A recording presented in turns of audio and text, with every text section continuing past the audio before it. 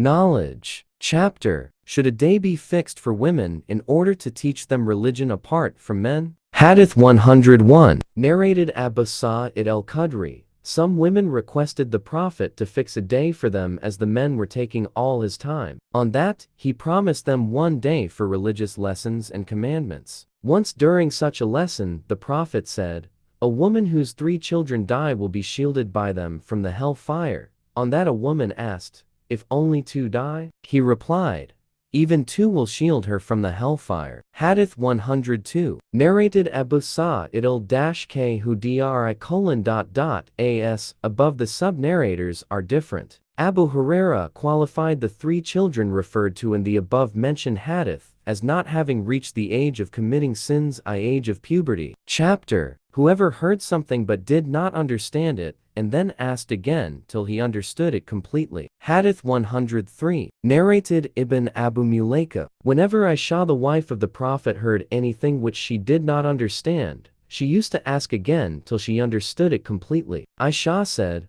once the Prophet said, "Whoever will be called to account about his deeds on the day of resurrection will surely be punished." I said, "Doesn't Allah say, he surely will receive an easy reckoning?" 84. 8. The Prophet replied, "This means only the presentation of the accounts, but whoever will be argued about his account will certainly be ruined." Chapter. It is incumbent on those who are present in a religious meeting or conference to convey the knowledge to those who are absent. Hadith 104. Narrated Sa'id, Abu Shuraih said, when Amr bin Sa'id was sending the troops to Mecca to fight Abdullah bin Az-Zubair, said to him, "O chief, allow me to tell you what the Prophet said on the day following the conquests of Mecca. My ears heard and my heart comprehended, and I saw him with my own eyes. When he said it, he glorified and praised Allah, and then said, Allah, and not the people, has made Mecca a sanctuary. So anybody who has belief in Allah and the last day, a Muslim, should neither shed blood in it nor cut down its trees. If anybody argues that fighting is allowed in Mecca, as Allah's messenger did fight in Mecca, tell him that Allah gave permission to his apostle, but he did not give it to you." The Prophet added, "Allah allowed me only for a few hours on that day of the conquest, and today now, its sanctity is the same valid as it was before. So it is incumbent upon those who are present to convey this information to those who are absent." Abu Shuraih was asked, "What did Amr reply?" He said, Amr said, "O Abu Shuraih, I know better than you in this respect. Mecca does not give protection to one who disobeys Allah or runs after committing murder or theft, and takes refuge in Mecca."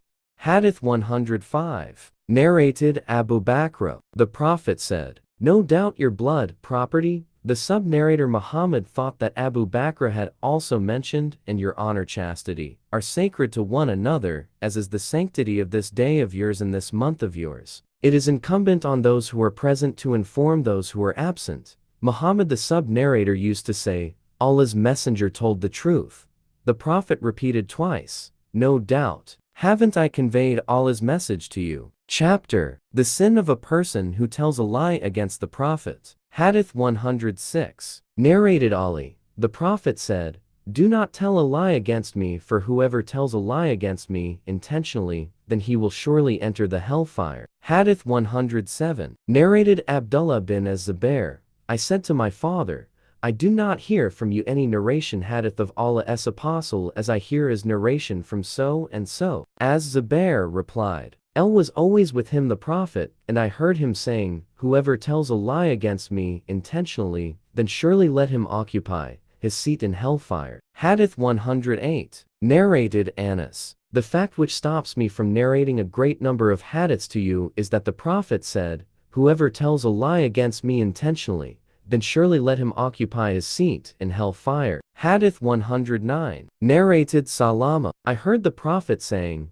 "Whoever intentionally ascribes to me what I have not said, then surely let him occupy his seat in hellfire." Hadith 110. Narrated Abu Huraira. The Prophet said, "Name yourselves with my name, use my name, but do not name yourselves with my kunya name, Abul Qasim. And whoever sees me in a dream, then surely he has seen me, for Satan cannot impersonate me. And whoever tells a lie against me intentionally, then surely let him occupy his seat in hellfire."